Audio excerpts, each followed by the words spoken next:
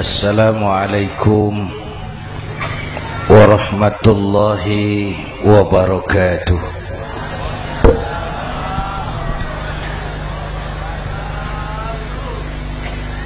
Alhamdulillahi wa kafa, wassalatu wassalamu ala Sayyidina Muhammadin al-Mustafa wa ala alihi wa ashabihi ahli sidqi wal wafa, amma ba'd. Para ulama, para habaib, para masyayikh yang saya muliakan, yang terhormat Bapak Kapolres dan Bapak Dandim, Sahibul Bait, segenap keluarga besar Pondok Pesantren Raudhatul Muta'allimin Al-Aziziyah, bapak-bapak, ibu-ibu, hadirin hadirat ma'asyiral muslimin yang saya cintai.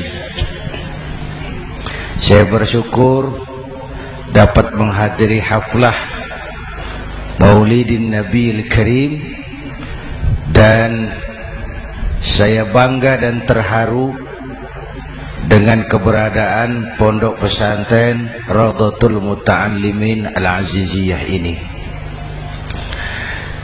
Sekarang ini banyak orang bisa memberi contoh, tapi sedikit orang bisa menjadi contoh. Memberi contoh itu mudah, tapi menjadi contoh itu yang sulit. Oleh karena itu, pada kesempatan ini kita ingin mengambil contoh bagaimana Rasul melaksanakan perjuangan. Apa modal utamanya? Ya, sampaikan 3 sajalah, mudah-mudahan selesai 10 menit. Yang pertama, modal utama perjuangan baginda Rasul adalah akhlakul karimah. Memperbaiki akhlak dengan akhlak. Oleh karena itu, surah Madu sudah selesai. Dari dan ke Madura jadi lebih mudah.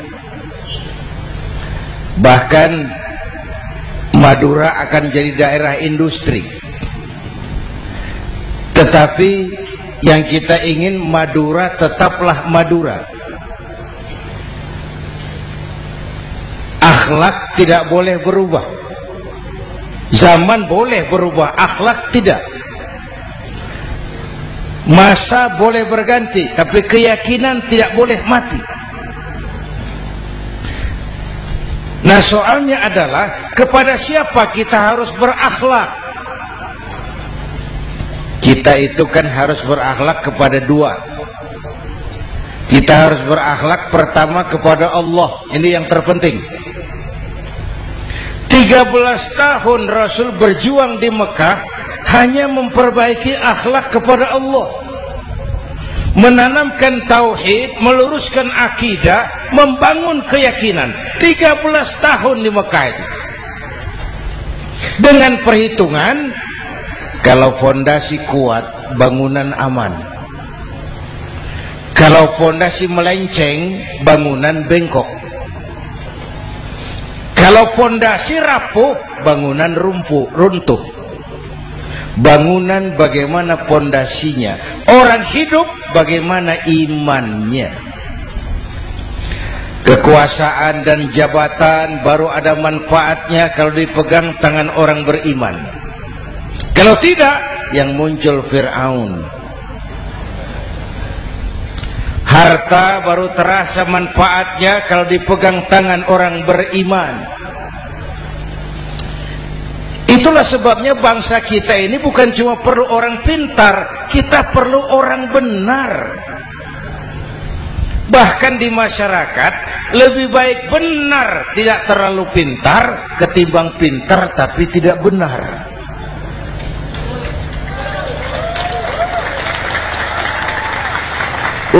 Kalau sudah pintar tidak benar, rusak rakyat itu, Pak.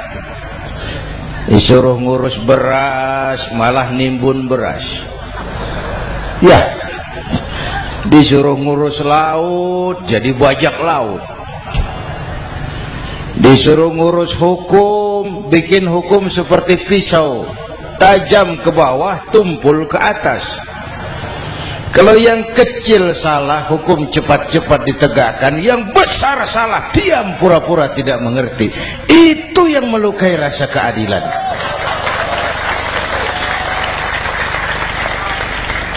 Mulai dari akhlak kepada Allah. Bagaimana cara berakhlak kepada Allah? Caranya dua. Pertama, jangan menyekutukannya dengan sesuatu pun. Yang kedua, jangan menyembah kecuali hanya kepadanya. Itu akhlak kepada Allah. Konsisten, disiplin. Saya bersaksi tiada Tuhan selain Allah, maka saya tidak akan menyembah kecuali hanya kepada Allah. Saya tidak akan takut kecuali hanya kepada Allah. Saya tidak akan minta tolong kecuali hanya kepada Allah. Saya tidak akan melarikan persoalan kecuali hanya kepada Allah. Saya bersaksi Nabi Muhammad utusan Allah, Nabi terakhir. Tidak ada Nabi sesudah Nabi Muhammad. Harga mati, titik. Disiplin. Ada yang mengaku jadi Nabi, wajib tidak percaya. Disiplin. Sekarang ini kan bangsa kita disiplinnya lemah. Korupsi agak sulit diberantas karena pejabat kita takut atasan tapi nggak takut Tuhan.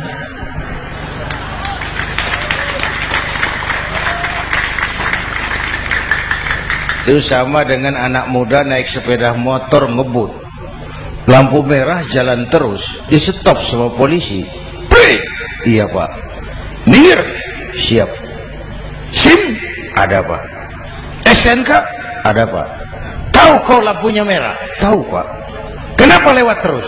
Saya nggak tahu, ada bapak. Itu disiplin kita.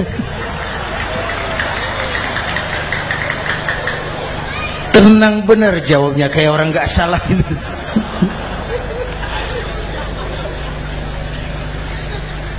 Iman.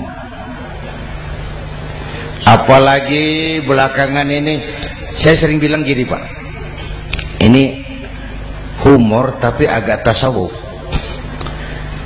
Orang yang paling tenang hidupnya itu tukang parkir.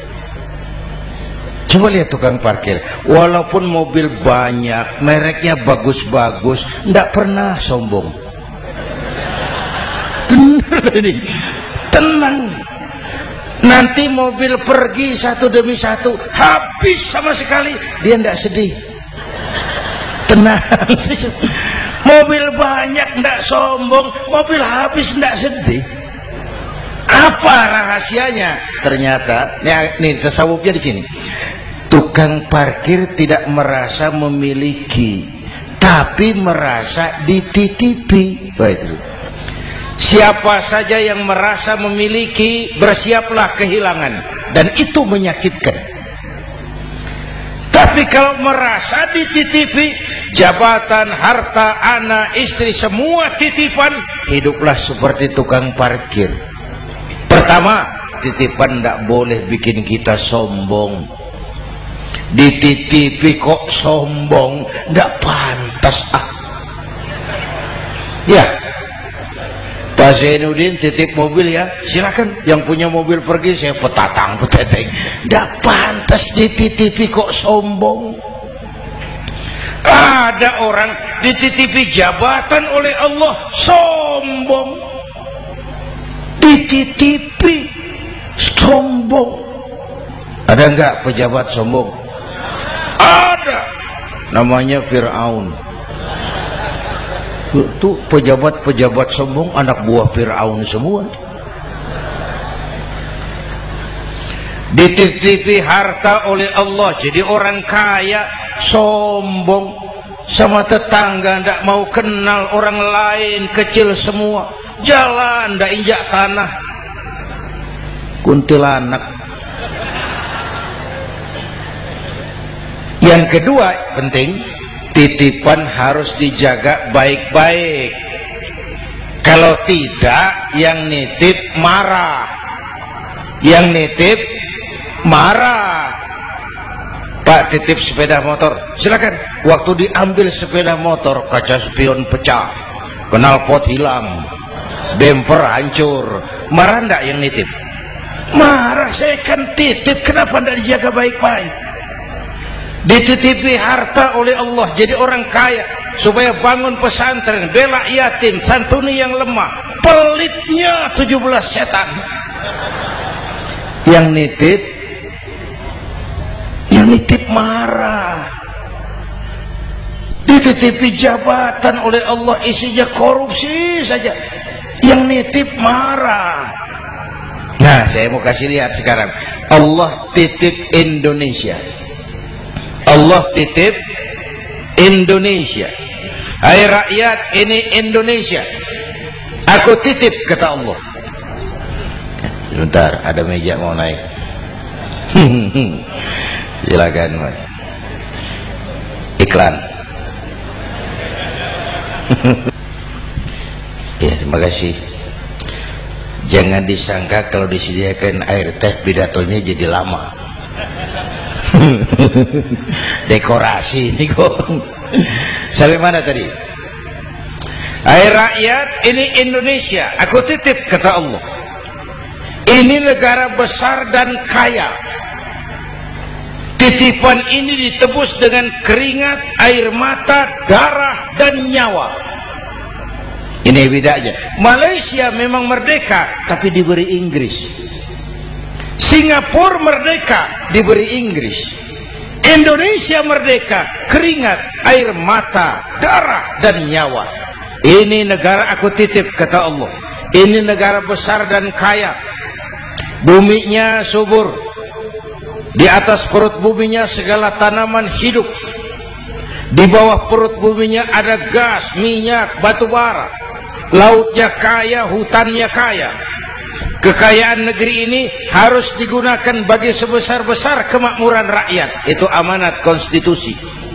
Disalahgunakan, dikorupsi, yang nitip marah. Yang nitip marah. Kalau dia marah, dia suruh makhluknya yang lain negur. Siapa? Merapi, Bromo, anak Krakatau. Itu Merapi demo, Pak. Kalau kita rakyat demo, anak buahnya Pak Danres turun. Tapi kalau Merapi demo, siapa yang mau ngatasi? Mbah Marijan. Selesai. Sekarang Mbah Marijan sudah kumpul sama Mbah Surip di alam barzah, dia sudah ketemu dia. Kata Mbah Surip, tenang Mbah Marijan, tak gendong, aman sudah. Aman sudah. Saya mau bilang Merapi itu makhluk, Krakatau itu makhluk, Bromo itu makhluk. Tidak mungkin makhluk bergerak dengan sendirinya, pastilah ada yang menggerakkan. Maka baik-baiklah sama yang bikin angin supaya bertiup dia sesuai keperluan. Baik-baik dengan yang bikin air supaya datangnya sesuai kebutuhan. Baik-baik sama yang bikin gunung supaya meletusnya pelan-pelan.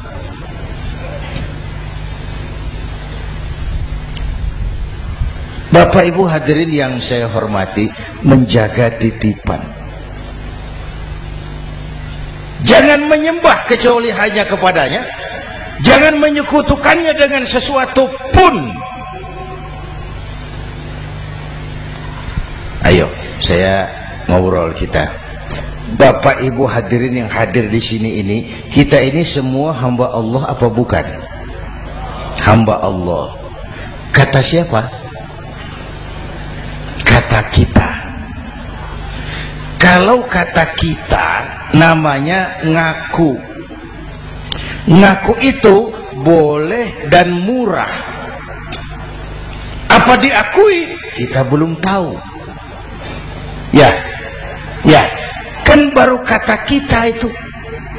Dan tidak otomatis kalau kita bilang, saya ini hambamu ya Allah, lalu Allah jawab, iya ya. Tidak. Tidak, wong itu kan kata kita. Saya hamba Allah, kata saya. Berapa banyak orang perbuatannya, ucapannya berkata saya hamba Allah, perbuatannya menyatakan dia hamba setan, hamba nafsu, hamba dunia, budak jabatan. Tidak sesuai ucapan dengan perbuatan. Jadi hamba Allah tuh nggak mudah, digojlok, diuji. Coba lihat, yang jelas diakui sebagai hamba itu baru satu yang kita peringati ini, baginda Nabi.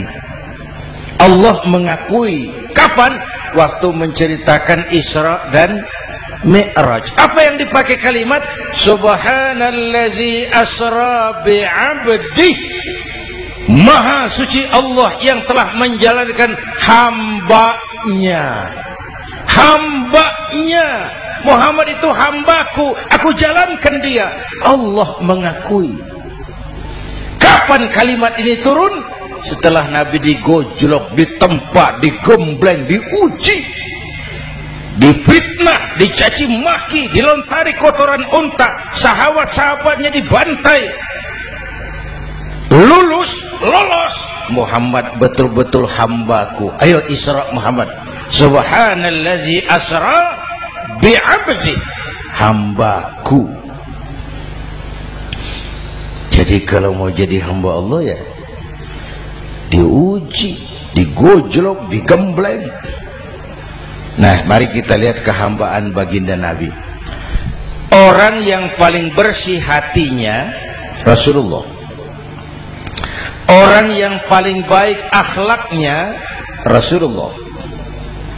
Orang yang dosanya sudah mendapat jaminan ampun Rasulullah. Tapi Rasulullah kalau sholat malam bengkak kakinya karena rajin sujud. Hati bersih, akhlak terbaik, dosa sudah diampuni. Tapi kalau sholat malam kakinya bengkak karena rajin sujud. Saya tahu di sini juga banyak yang kakinya bengkak.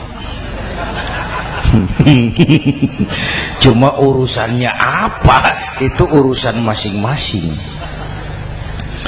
Pada tingkat seperti itu Rasulullah, saya perlu Allah, saya perlu Allah, saya perlu Allah. Yang 100 tahun kita bangun selesai oleh gempa 3 menit. Ya. Yang 100 tahun kita bangun ternyata selesai oleh gempa 3 menit. Kita perlu Allah. Kita perlu Allah. Makanya musibah itu kan kalau menimpa orang baik-baik namanya ujian.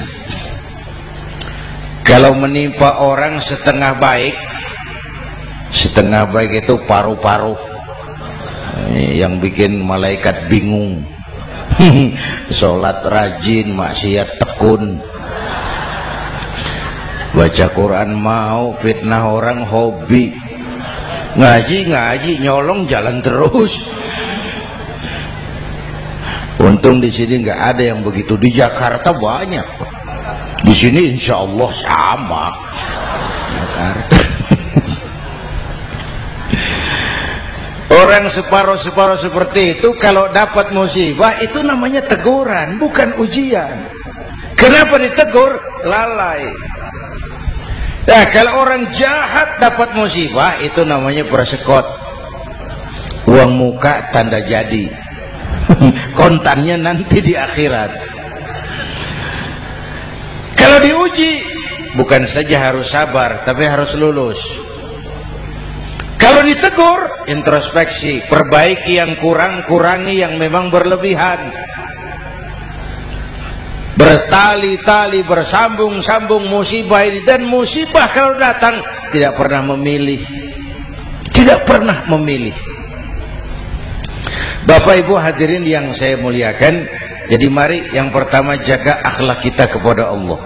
Jangan menyekutukannya dengan sesuatu pun, jangan menyembah kecuali hanya kepadanya. Sekarang kan musim entertain, orang pandai membangun pencitraan, orang pinter bikin bungkusan. Sekarang ini kiai sama dukun tipis bedanya. Bener Pak, pemburu hantu pakai sorban, pakai gamis, nanti kiai pakai helm. Atribut sudah kacau sekarang ini, siapa pakai apa, siapa mau jadi apa, tidak jelas. Sementara masyarakat kita memang agak kutil, kurang teliti, cepat heran, gampang kagum. Pernah terjadi suatu saat tabrakan di jalan, keras sekali, korban jatuh berlumur darah, dikerubungi orang banyak. Datang wartawan mau ambil gambar dari dekat, sulit, banyak sekali orang ngerubung. Dia cari akal, tolong saya dikasih jalan ke dekat korban. Orang menoleh semua. Saudara siapa? Saya bapaknya korban. Dia mengaku bapaknya korban. Ya orang minggir semua, minggir, ada bapaknya korban. Orang minggir semua, dia maju ke depan korban. Sampai di depan korban pucat mukanya itu wartawan. Kenapa? Yang ketabrak anak monyet Pak. Dia sudah ngaku bapaknya korban.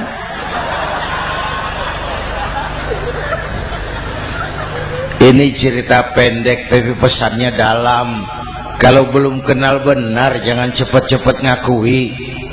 Ya, rakyat harus cerdas sekarang ini. Emas pasti kuning, benar itu? Apa semua yang kuning pasti emas? Udah cerdas lah itu, udah cerdas lah itu. Hati-hati, ini jangan pencitraan. Orang pandai bikin bungkusan. Oleh karena itu kita juga harus punya filter supaya tidak hanyut oleh kedangkalan-kedangkalan pencitraan itu. Satu itu akhlak kepada Allah. Yang kedua, kepada siapa kita berakhlak? Kepada sesama manusia. Kepada sesama manusia itu siapa? Pertama, sesama muslim. Malam ini saya hadir di sini, saya tidak merasa tamu. Saya hanya keluarga di tengah keluarganya. Bahwa saya lahir di Jakarta itu sih kebetulan, saya nggak pesan. Yang kita tidak pesan jangan diributkan. Kita nggak pesan. Warna kulit seperti ini kita nggak pesan. Dari suku apa lahir kita nggak pesan. Potongan seperti ini kita nggak pesan. Islam membebaskan manusia dari ras diskriminasi. Pada waktu yang bersamaan Islam mengangkat harkat, derajat, martabat kaum wanita. Ini kasihan dari tadi nggak diajak ngomong nih. Pada waktu yang bersamaan Islam mengangkat harkat, derajat, martabat kaum wanita. Ibu-ibu mestinya lebih terima kasih sama Rasulullah. Sebelum Rasulullah datang, nasib perempuan menyedihkan, dilecehkan, harganya murah. Sebelum Rasulullah datang, murah. Sebelum Rasulullah datang, murah. Coba lihat wanita sebelum Islam, sedih, dilahirkan hanya untuk melahirkan, alat pemuas nafsu. Kalaupun berperan, peranannya cuma segitiga, dapur sumur kasur, kasur sumur dapur. putar-putar di situ saja. Tidak usah di Arab, dunia. Di Jawa, raja-raja Jawa sebelum kenal Islam seenaknya ngumpuli perempuan kan, selirnya yang 30, 50. Sultan-sultan di Turki piara harem ratusan orang perempuan. Kaisar terakhir dinasti Ming Cina bangun istana 1000 kamar, istrinya 1000. Innalillahi wa inna. Itu saya coba pikir, raja kalau istrinya 1000, kapan pakai kolor itu raja?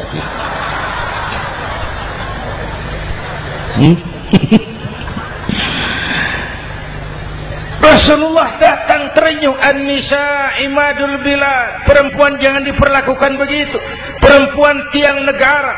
Kalau baik perempuan, baik negara. Kalau rusak perempuan, hancur negara. Waktu ditanya, ya Rasul, siapa yang paling harus saya taati di dunia? Ibumu. Setelah itu siapa lagi? Ibumu. Setelah itu siapa lagi? Ibumu. Setelah itu siapa lagi? Bapakmu. Menghargai perempuan, ibumu, ibumu, ibumu, bapakmu. Ibu 3 kali disebut, bapak 1 kali, ibu 3 kali, bapak 1 kali, ibu 3, bapak 1, 1 bapak. Gimana sih ngitungnya jadi kerok begini? Salah ngitungnya, salah.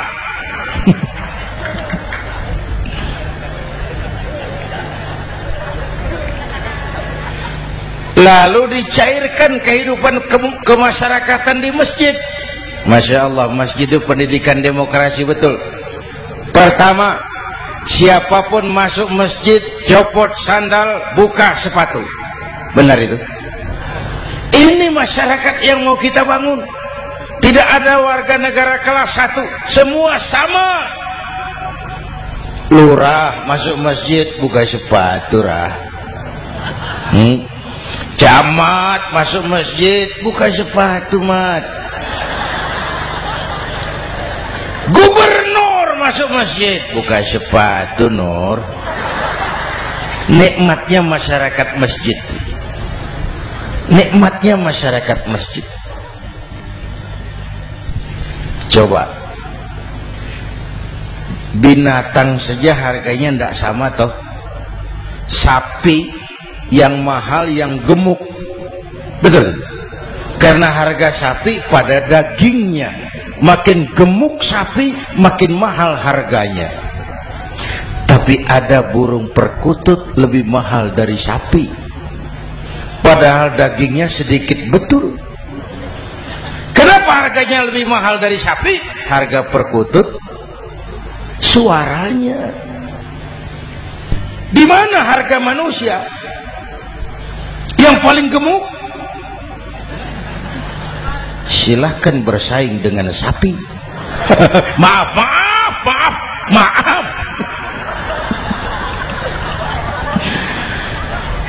Inna akramakum indallah atqakum. Masyarakat masjid sudah copot sandal, buka sepatu, sudah masuk ke dalam sholat berjamaah. Kalau sudah ke dalam sholat berjamaah, tidak pernah kita usil dari mana orang datang. Yang penting kemana dia menghadap. Itu masyarakat masjid. Dari mana kamu? Dari kidul, Pak, madhab ngulon. Kamu dari mana? Dari lor, Pak, madhab ngulon. Kamu dari mana? Dari kulon, madhab ngulon juga. Ini kan konsep bineka tunggal ika. Dari manapun orang datang, apapun warna kulitnya, dari suku apapun ia dilahirkan, kalau akidahnya sama, itu saudara kita. Lalu sholat berjamaah. Apa itu? Hidup bermasyarakat, berbangsa dan bernegara. Harus ada imam, harus ada makmum. Kenapa? Ini saya harus agak hati-hati, pakai sarung angin ini. Apa tadi? Ngomong apa saya? Sholat berjamaah, bermasyarakat, berbangsa dan bernegara. Ada imam, ada makmum. Siapa makmum? Kita ini rakyat. Siapa imam? Para pemimpin negara. Apa bedanya? Imam harus dipilih. Makmum nggak usah. Coba baca kitab fikih yang setebal apapun, tidak ada bab pemilihan makmum. Nggak usah, makmum nggak usah dipilih. Orang buta boleh jadi makmum, orang bisu boleh jadi makmum, tukang mabuk boleh jadi makmum, tapi tidak tiap orang boleh jadi imam. Imam harus dipilih. Siapa yang jadi imam? Pertama, a'lamuhum, orang yang paling alim di kampungmu angkat jadi imam. Yang paling alim, bukan yang paling tua. Yang paling alim, tahu urusan, punya konsep, punya visi dan misi, mengerti negara ini mesti dibawa kemana, jalan keluarnya apa, angkat jadi imam. Pak, ada dua orang Pak, alimnya sama, yang mana yang dipilih?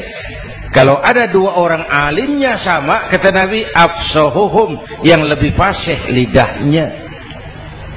Apa artinya fasih?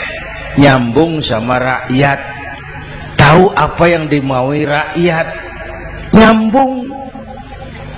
Tidak sah orang fasih bermakmum kepada imam cedal.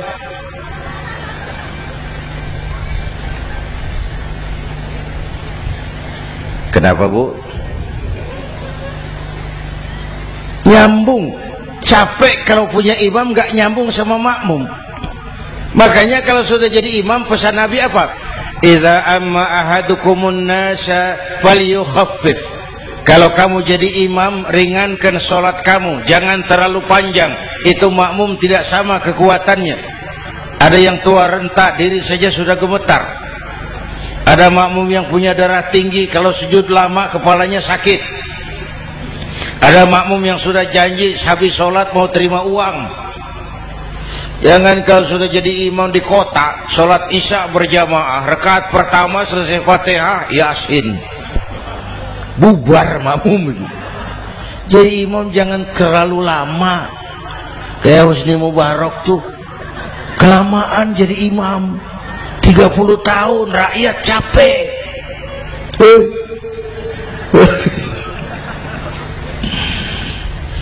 Bapak Ibu hadirin yang saya hormati, nah, masyarakat Islam ini loyal, taat, setia. Kapan? Kalau imamnya benar.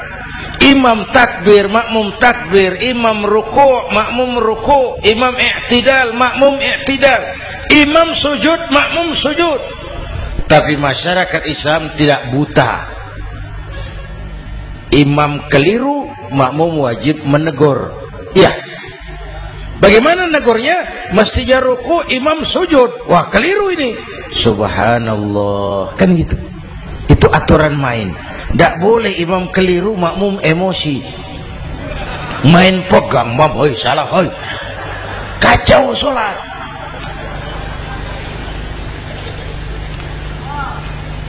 Imam buang angin, apa makmum lalu berkata, demi kesetiaan saya kepada imam, imam buang angin, saya lebih keras lagi. Goblok. Iyyaka na'budu wa iyyaka nasta'in. Sampai situ imam buang angin, minggir. Tidak usah ribut. Yang di belakang satu orang maju ke depan, lanjutkan pekerjaan imam. Yang penting imam tahu diri, buang angin, minggir. Ini negara rusak karena imam sudah buang angin. Tenang aja, kayak orang nggak salah itu loh.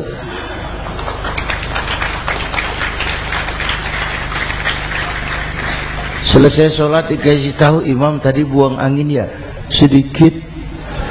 Apa kalau nggak sedikit lalu nggak rusak sholat itu? Nah, dalam berjaga akhlak kepada sesama, ayo kita jaga kesatuan, persatuan, kerukunan, kekompakan. Ini pesantren Rawdatul Muta'allimin Al-Aziziyah, ini aset kita. keberadaannya, pengembangannya, kelangsungannya, bukan sekedar tanggung jawab pengurusnya, tanggung jawab kita sesuai dengan bidang dan kemampuan masing-masing. Yang punya jabatan bantu dengan wewenangnya, yang punya harta bantu dengan uangnya, yang punya tenaga bantu dengan tenaganya, yang bisa doa bantu dengan doanya, yang tidak bisa apa-apa bantu dengan diam. Diam saja lumayan loh itu membantu. Bapak Ibu hadirin yang saya hormati, saya ingat almarhum Panglima Besar Sudirman pernah bilang, kamu itu kalau mau menang harus kuat, kalau mau kuat harus bersatu, kalau mau bersatu hidupkan semangat silaturahmi.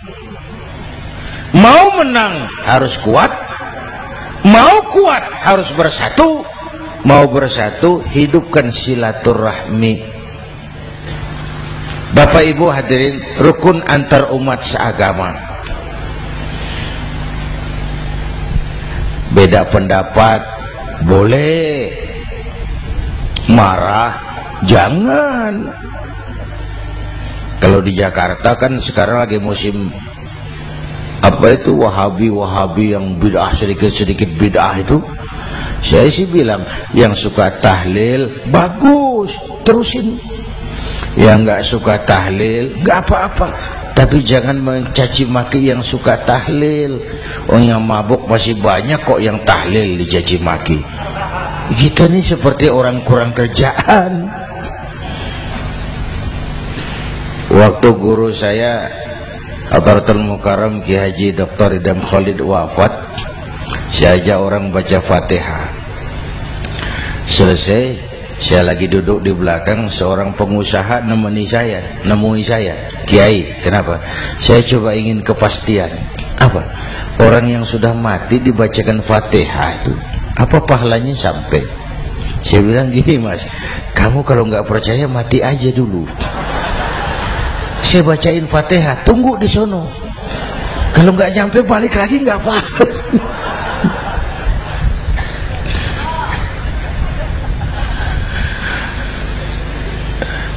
Depan rumah saya itu ada masjid, Pak, pakai beduk seperti itu. Ada teman saya, Kiai, pakai beduk masjidnya. Iya pakai. Kan Rasulullah tidak pakai, tidak memang. Bid'ah tuh. Loh, siapa bilang? Beduk itu bukan agama, itu budaya, tanda masuk waktu. Bukan manggil orang sholat. Manggil orang sholat pakai azan. Tanda masuk waktu, itu hebatnya Wali Songo, pakai beduk. Kalau nggak mau pakai beduk boleh, teriak-teriak juga boleh. Maghrib, boleh.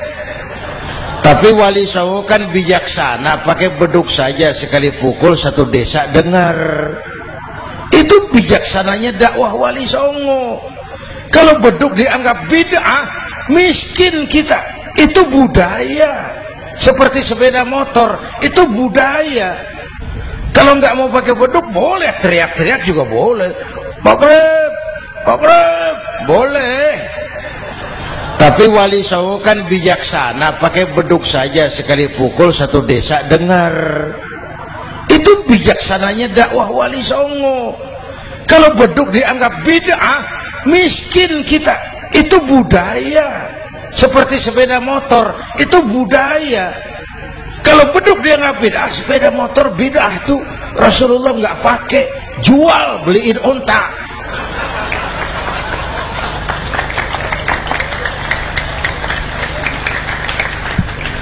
Ayo cari persamaan, jangan memperbesar perbedaan. Hormati pendapat orang, kalau pendapat kita juga ingin dihormati. Kasus Ahmadiyah meledak lagi di Cikesik, Banten. Lalu pendekar-pendekar HAM menganggap itu tirani, mengganggu kebebasan beragama. Dia lupa bahwa Ahmadiyah masalahnya bukan kebebasan beragama, tapi penodaan terhadap agama. Kalau kebebasan beragama sih umat Islam welcome.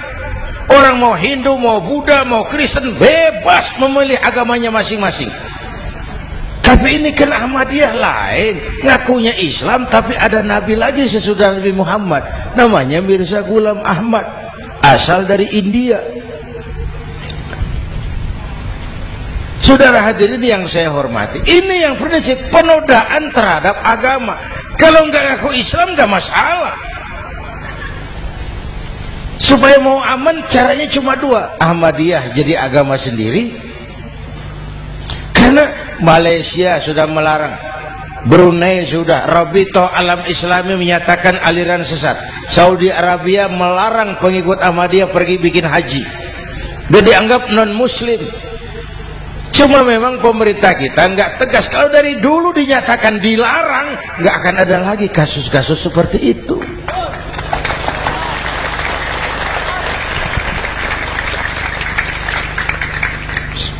Nah, selain itu kita umat juga harus disiplin. Coba sudah berapa banyak nabi bermunculan di Indonesia. Dan Indonesia ini saya heran, Indonesia ini pasar bagus, Pak. Kalau ada nabi, ada aja pengikutnya, saya heran tuh. Indonesia ini pasar bagus. Ada Ahmad Musaddiq Al-Qiyadah, jadi nabi. Konsultan bulu tangkis jadi nabi. Dapat wahyunya di Bogor. Ditangkap polisi 4 tahun. Muncul lagi di Bandung, namanya Sayuti, tukang cukur, ngaku dapat wahyu jadi nabi, ditangkap polisi lagi 2 tahun. Di Malang Ustadz Roy, ya sebenarnya petinju, dia masuk Islam, mu'alaf, belajar Islam tidak pakai guru, diutak-atik ayat Quran. Sholat kita harus mengerti artinya, maka sholat boleh pakai bahasa masing-masing. Ramai masjid. 2 tahun penjara. Di Jakarta muncul lagi Lia Edan, ngaku Jibril, ditangkap juga oleh polisi. Kita salut sama polisi kita lah, bukan cuma teroris, Jibril ditangkap, Pak. Pak Kapolres. Saya bilang sama teman-teman polisi, untung dia ngaku Jibril, Pak. Coba kalau dia ngaku Israel, lebih gawat itu.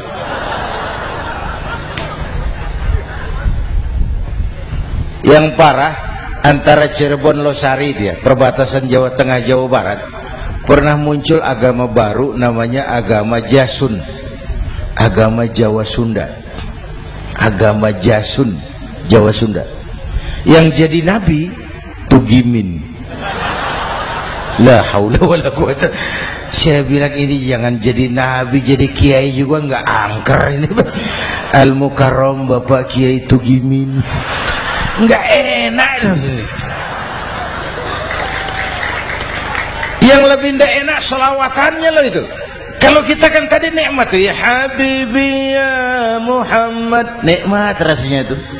Coba ganti sama yang tadi, wah enggak, ya Habibi ya Tugimin, nggak enak itu.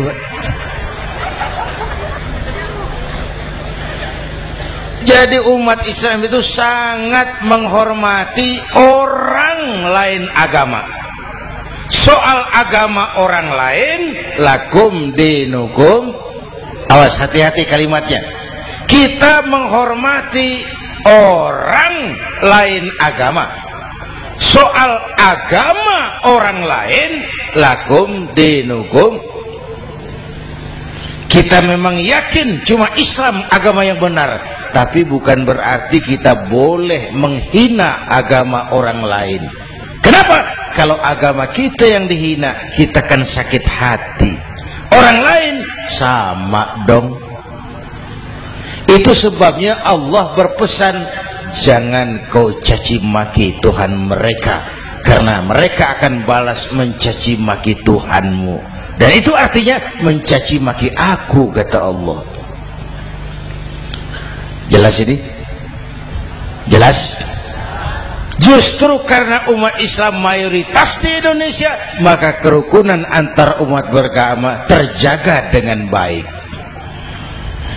Kalau umat Islam mau main kasar, mau main kayu, mau main keras, Umat Islam ini 85%, yang lain pasti selesai, saya jamin selesai. Tapi kan tidak, kita sadar betul ini negara Pancasila, kita sadar betul bahwa kita harus menghargai orang lain agama, menjaga kerukunan, rukun antar umat beragama. Yang ketiga, rukun antar umat beragama dengan pemerintah. Dulu kiai saya bilang, sultanun zulum khairum min fitnatin tadum. Pemerintah yang jelek pun sebenarnya masih lebih lumayan ketimbang tidak ada pemerintahan, kalau itu ukurannya. Coba umpama nanti Pak SBY sudah terlalu pusing, lalu pengumuman jam 000, seluruh rakyat Republik Indonesia saya umumkan mulai malam ini tepat jam 000 pemerintah bubar. Ayo bayangkan seperti apa kita tanpa pemerintah. Hukum rimba, yang kuat menekan yang lemah, yang kaya merampok yang miskin. Rumah saudara dirampok, lapor ke polisi, kata Kapolres, maaf polisi, baru bubar. Hak asasi diinjak-injak, lapor ke pengadilan, pengadilan bubar. Masih ada pemerintah saja yang kuat suka menekan yang lemah, apalagi kalau tidak ada pemerintah. Karena itu ulama dan umarok dua pilar utama. Kalau kuat keduanya, kuatlah masyarakat. Kalau rapuh keduanya, maka rapuhlah juga masyarakat. Bapak Ibu hadirin yang saya hormati, ini yang kedua, kita harus berakhlak kepada sesama. Yang ketiga, kepada siapa kita harus berakhlak? Kenapa? Iya, saya cuma lihat jam. Yang ketiga, kepada siapa kita harus berakhlak? Kita ini harus berakhlak kepada makhluk Allah yang lain di luar manusia. Kepada air kita harus berakhlak loh Pak. Saya dulu remaja ngaji fikih, kiai ngajar makruh buang air kecil di tanah yang berlubang. Saya protes, kenapa makruh kiai? Pertama, untuk kesehatan. Siapa tahu di lubang yang kau kencingi ada gas beracun. Kalau tidak kiai, kalau tidak maka artinya kau harus melindungi binatang yang ada di dalam lubang.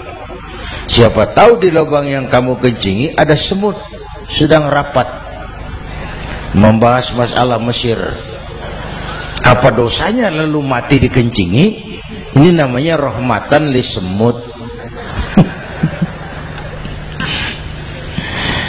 Bapak Ibu hadirin yang saya hormati, ada hadis sederhana, faiza zabahtum fa ahsinu zibhata.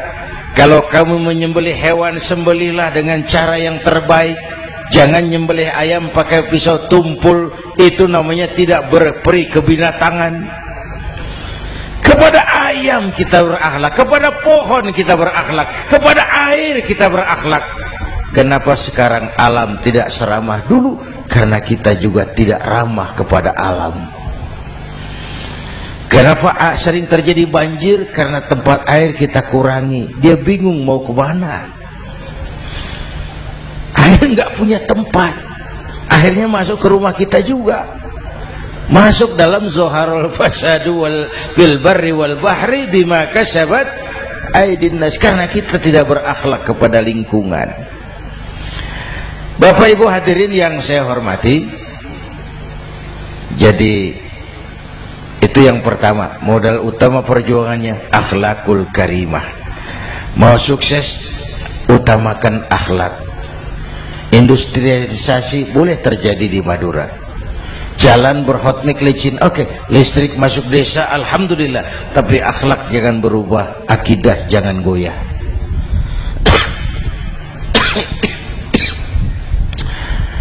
Teknologi tidak bahaya, yang bahaya orang yang menggunakannya.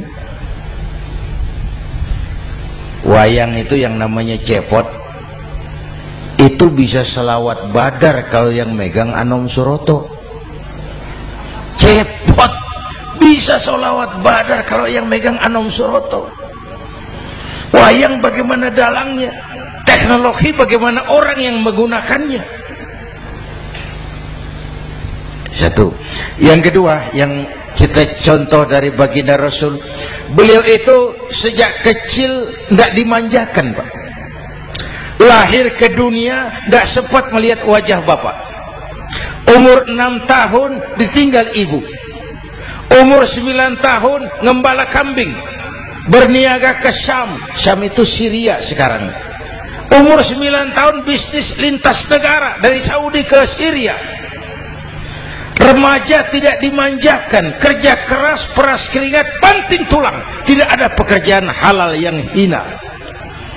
Lahir pribadi yang tegar, mental yang tahan banting, manusia yang tidak cengeng karena sejak kecil ditempa oleh kesulitan. Jadi gini, orang itu kalau biasa susah, ketemu susah, ndak kaget, Pak. Mentalnya kuat.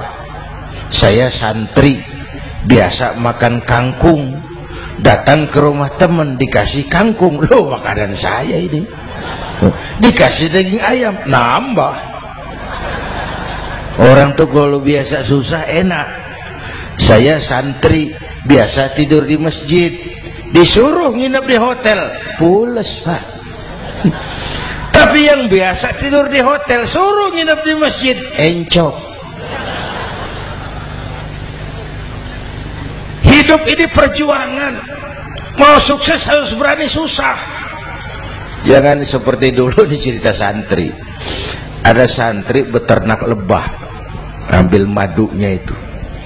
Suatu hari dia mau periksa sarang lebah, naik ke pohon pakai tangga, pakai sarung biasanya santri. Dia lupa ada pakai celana dalam. Naik pohon periksa, entah bagaimana terpegang sarang lebah itu, berhamburan lebahnya keluar. Salah satu masuk ke sarungnya, tergigitlah Al-Mukarramnya itu. Dia menjerit, aduh, jatuh berguling ke bawah. Sudah lama jatuh, dia buka sarungnya, dia lihat bengkak. Karena bengkak kan jadi besar, senang juga dia. Dia berdoa, ya Allah, hilangkan sakitnya, biarlah bengkaknya. Ini kan, ini doa orang nggak konsekuen. Bengkak dan sakit itu paket. Mau bengkak ya harus berani sakit. Masa sakitnya bengkaknya mau, sakitnya nggak mau. Itu satu itu. Yang kedua, kita ini sering kalau punya cita-cita sering seperti rapat tikus. Satu hari sekelompok tikus rapat paripurna tikus untuk mengantisipasi bahaya kucing. Bagaimana supaya kucing itu jangan lagi mengganggu kita? Akhirnya ada yang mengusulkan begini, bagaimana kalau di leher kucing kita gantungkan lonceng, supaya kalau dia datang dari jauh suaranya sudah kedengaran dan kita bisa lari menyelamatkan diri. Wah, cerdas tuh. Setuju, setuju semua. Setuju, setuju, setuju. Bagus. Nah, oke. Waktu pembicaraan dilanjutkan, tikus mana yang mau menggantungkan lonceng ke leher kucing? Rapat bubar.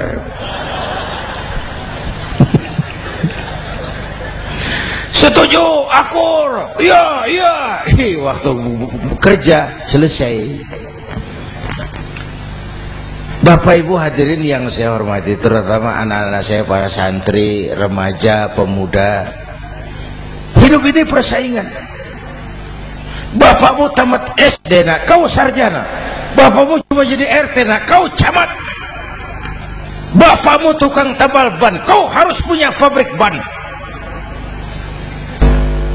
Anak saya pertama dulu, saya titip mondok di Tebuireng. Tahun pertama pulang saya kontrol, sini kau, apa hasilmu setahun di pesantren? dia sodorkan saya sebuah piagam penghargaan juara lomba pidato di pondoknya. Saya heran, ini anak di rumah jarang ngomong, kok bisa jadi juara pidato? Saya tanya, kamu bisa pidato, apa yang dipidatoin?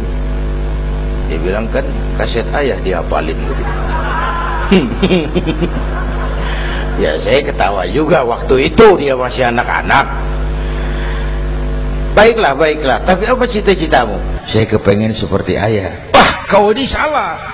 Kalau aku ayahmu di matamu, menurutmu hebat, mestinya kau 10, 100, 1000 kali lebih hebat dari orang-orang yang kau anggap hebat. Karena tantanganmu akan lebih berat dari tantangan yang aku hadapi sekarang. Kalau kau sama dengan aku, kau ditinggalkan zaman karena kau tidak mampu menjawab tantangan zamanmu. Bapak Ibu hadirin yang saya hormati, persaingan tajam, tantangan makin berat. Oleh karena itu diperlukan semangat yang dicontohkan Nabi. Kerja keras, peras keringat, banting tulang. Tidak ada pekerjaan halal yang hina. Sejak kecil ditempa oleh kesulitan. Asal jangan seperti saya tadi ngobrol sama teman-teman. Sekarang ini di negara kita banyak politisi miskin negarawan.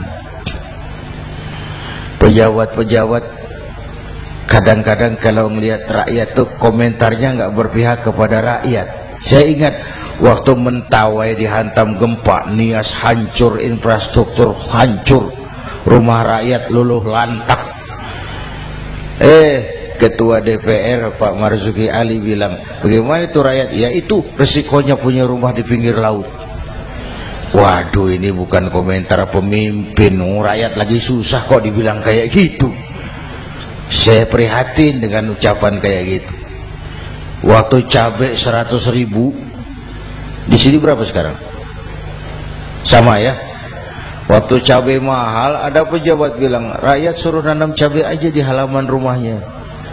Ini kan nggak solutif dan nggak cerdas. Cabai naik, rakyat suruh nanam cabai. Nanti beras naik, rakyat suruh nanam padi. Yang saya khawatir kalau telur mahal, apa rakyat suruh betelur gitu? Ini kan nggak cerdas dan nggak solutif. Bapak Ibu hadirin yang saya hormati, apalagi tadi sudah saya bilang di awal, kita ini bangsa yang ditempa oleh kesulitan. Mau merdeka saja dengan keringat, air mata, darah dan nyawa. Kita tidak boleh cengeng menghadapi kesulitan ini. Tegar, tahan uji, tahan banting, dan seterusnya. Itu hal yang kedua. Yang ketiga, terakhir, Rasulullah itu sosok yang ibadahnya luar biasa. Tadi sudah saya jelaskan sebagian. Ibadahnya luar biasa. Ayo kita bantu keamanan negeri kita ini. Dengan apa? Istighfar. Wa ma kana Allahu mu'adzibahum wa hum yastaghfirun. Allah tidak akan turunkan bencana selagi di tengah mereka masih banyak orang-orang yang istighfar. Rasulullah yang dosanya sudah diampuni sehari 100 kali istighfar. Ayo kita ngobrol ini. Pak, saya ini Zainuddin ini kalau mengharap masuk surga dengan amal yang saya kerjakan sendiri, rasa-rasanya tipis harapan. Bener. Sholat saya berapa banyak saya tahu. Sedekah saya berapa duit saya tahu. Dosa saya berapa banyak saya tahu. Lalu saya baca sejarah. Nabi Adam dosanya 1, makan buah khuldi, dikeluarkan dari surga. Nabi Adam dosanya 1, dikeluarin. Kita dosanya banyak, kepengen masuk. Ini nggak nyambung ini.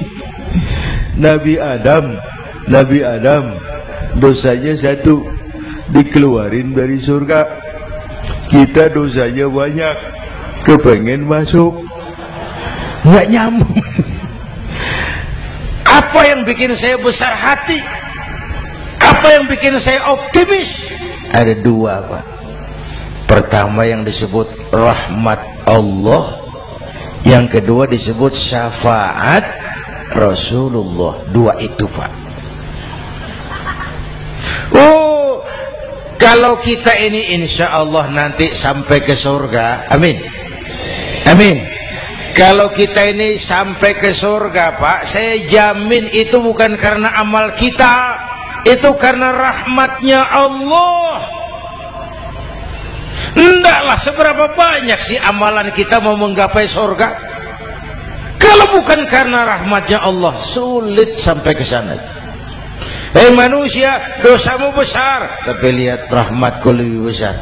Hei manusia, salahmu banyak, tapi ampunanku lebih banyak. Kau nangis di hadapanku, aku senyum melihatmu. Kau berjalan menujuku, aku berlari menyambutmu. Istighfarnya sehari 100. Lalu ada hadis qudsi, inni la ahammu bi'adzabi ibadi. Kadang-kadang aku pengen turunkan azab, bencana kepada manusia, tapi ketika aku melihat 3 perkara, murkaku surut, bencana aku tarik kembali. Coba perhatikan hadis qudsi ini. Allah mau marah hendak jadi, bencana ditarik, musibah diangkat. Kenapa? Ada yang meredam murka Allah. Allah enggak jadi marah. Siapa? Pertama, suyukhan rukka. Aku lihat orang-orang tua tengah malam sujud sambil berlinang air mata, nangis di hadapan Allah. Itu kita hutang jasa loh, Pak, sama orang-orang yang tengah malam sujud nangis di hadapan Allah. Lihat yang begitu Allah tidak jadi marah.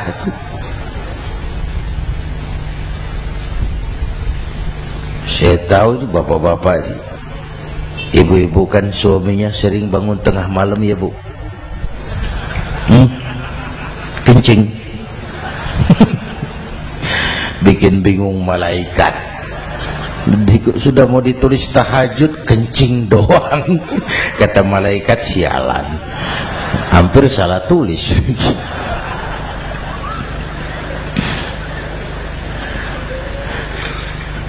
Aku lihat orang tua tengah malam sujud sambil berlinang air mata.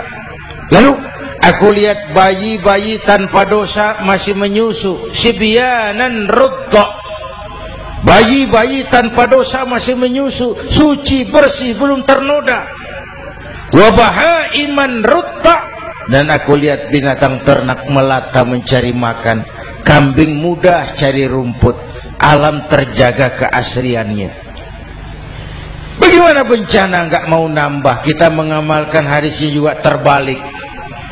Yang diminta itu orang tua tengah malam sujud, bayi tanpa dosa nyusu.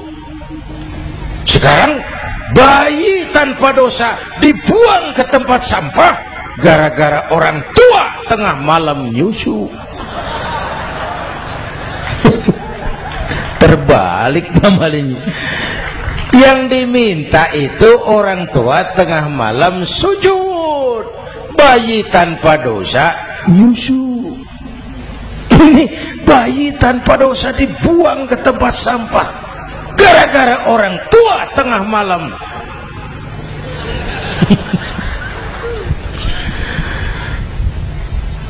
Bapak Ibu hadirin yang saya hormati, rahmat Allah kita perlu. Yang kedua, syafaat Rasulullah. Mari saya cerita syafaat sedikit. Ini sudah jam 00:05 ya. Ini kalau hitungan Indonesia ini sudah ganti hari. Jadi inilah ceramah terpanjang di dunia. Bayangkan saya pidato dari hari Selasa sampai hari Rabu.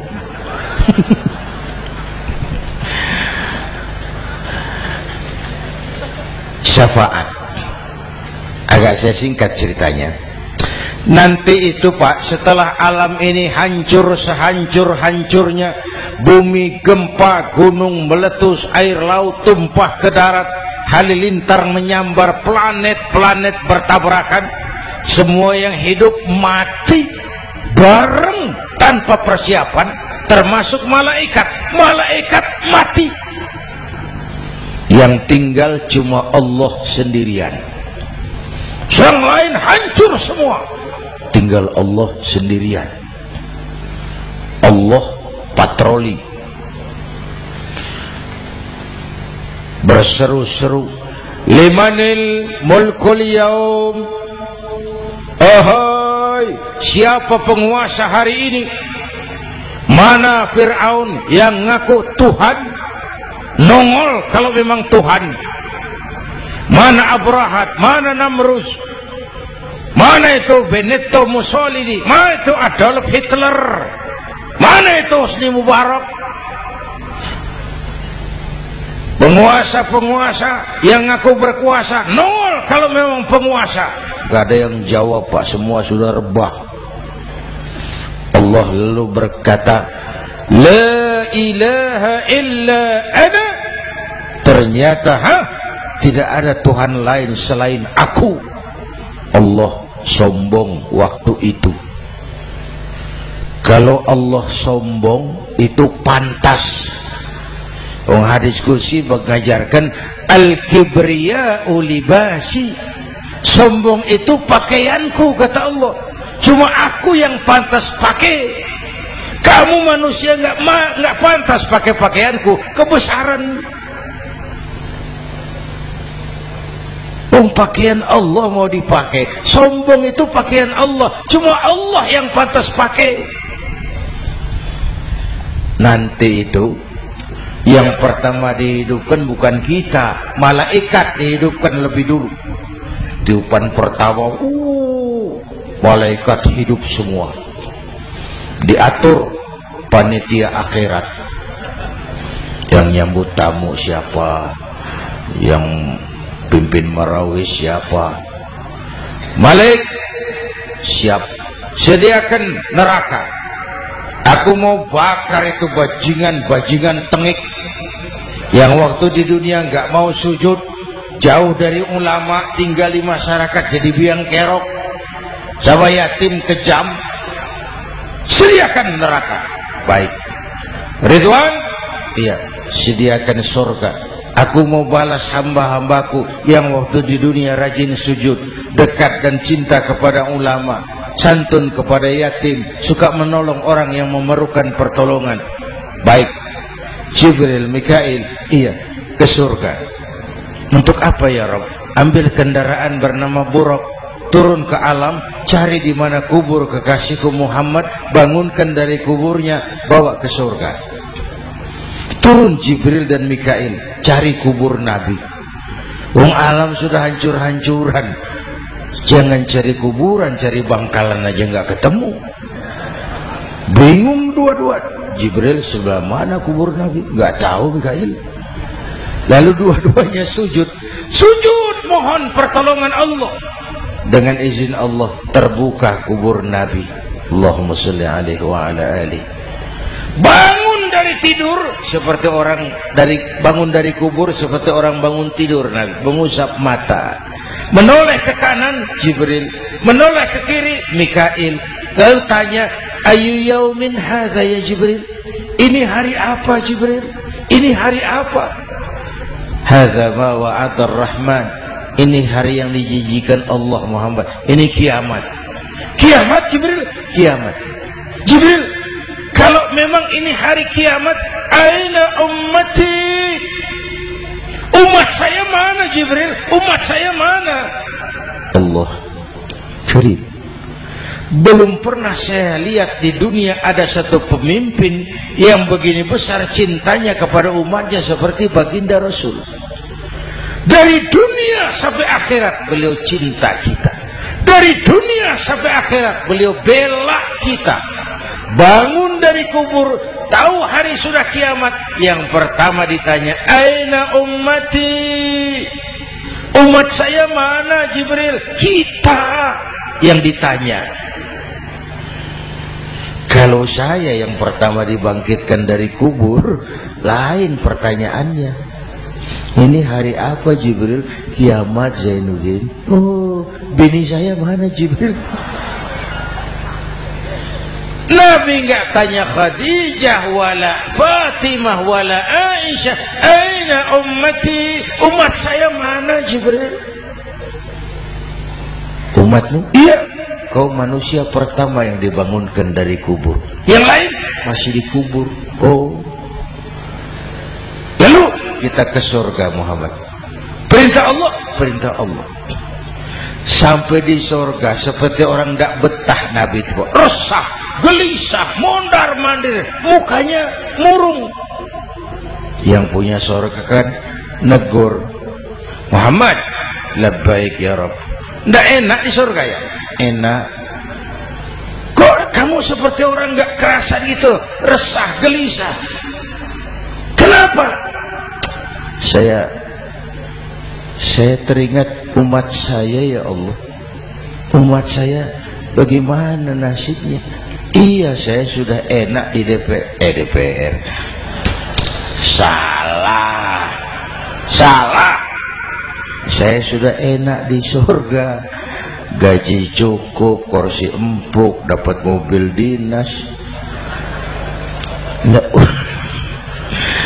umat saya yang waktu kampanye kepanasan itu gimana nasibnya?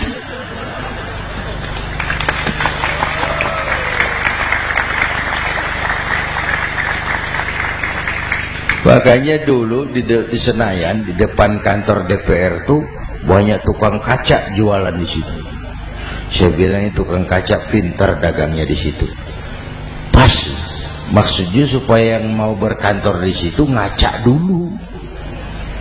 Ya, wakil lurah pasti tidak lebih tinggi dari lurahnya.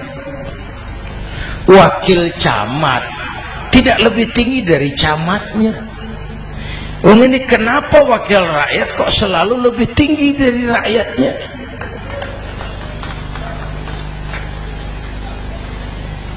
Kan yang memberikan mandat kita rakyat.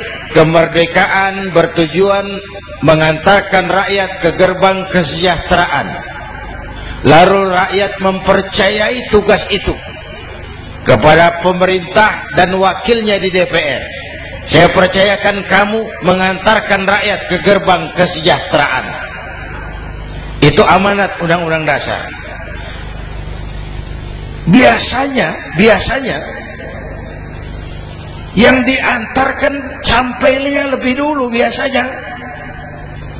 Yang diantar sampai lebih dulu, yang mengantar nyusul, namanya ngantar belakangan.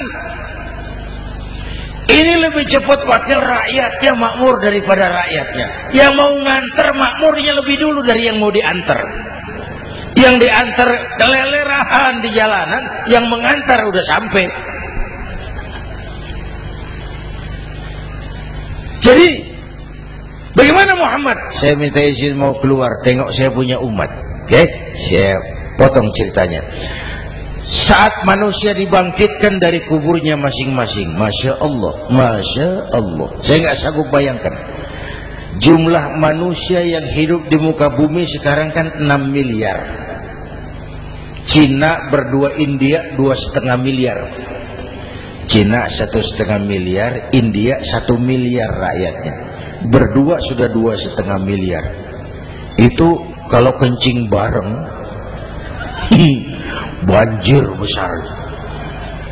Bayangkan manusia dari awal sampai akhir berapa puluh miliar kumpul di padang mahsyar. Subhanallah. Sibuk, panik, bingung mau disidang di hadapan Allah. Sebagian kumpul di pojokan berunding, kita mau disidang nih. Terus ayolah kita cari bantuan. Kemana? Adnan Buyung.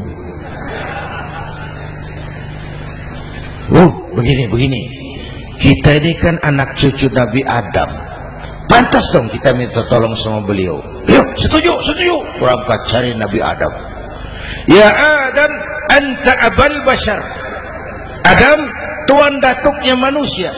Kami cucu kamu, anak turunan kamu mau disidang. Tolong kami Adam, tolong. Kata Nabi Adam, Quraisy mas, rombongan Jawa. Aku naik mumet lagi sama Nabi Nuh saja. Nuh bilang tidak bisa, saya juga punya masalah, pernah minta obat ditenggelamkan. Ibrahim barangkali. Semua Nabi hand up, angkat tangan. Dikala itu yauma la yanfa'u malun wala banun, di mana harta tidak ada lagi artinya, anak-anak tak jadi beban, tiap orang sibuk dengan urusannya sendiri-sendiri. Saat itu ada satu pemimpin, Allahumma salli alaihi wa ala alihi, diizinkan Allah. Dikala semua nabi yang lain angkat tangan hand up, beliau malah ummati ana laha, ta'ali ummati, ta'ali ummati, umatku sini, umatku sini. Beliau memanggil-manggil umatnya. Yang bagaimana yang dipanggil? Ada hadis, inna ummati ya'tuna yaumal qiyamah hurran muhajjalin min atharil wudu. Umatku besok di akhirat datang menghadap Allah dengan muka bersinar-sinar karena sering wudu. Sering wudu kan sering sujud. Masa cuma wudu tapi enggak sujud? Itu nanti ndak usah mengaku Rasul yang panggil, sini umatku. Tapi kalau muka enggak pernah wudu, enggak pernah sujud, merangkak di depan Nabi, saya umatmu ya Rasul. Kata Nabi, umat saya enggak ada yang kumel gini. Dikala itu beliau berkenan memberikan syafaat. Syafaat itu saudara-saudara, saya pakai sarung, sobek sedikit, syafaat itu nambeli gitu loh. Salat saya kurang sedikit, sedekah saya campur riak sedikit, puasa saya tidak ikhlas sedikit, ditutup dengan syafaat. Saya mau dagang, perlu modal 20 juta, saya punya uang 15 juta, yang 5 juta syafaat. Jadi harus ada modal.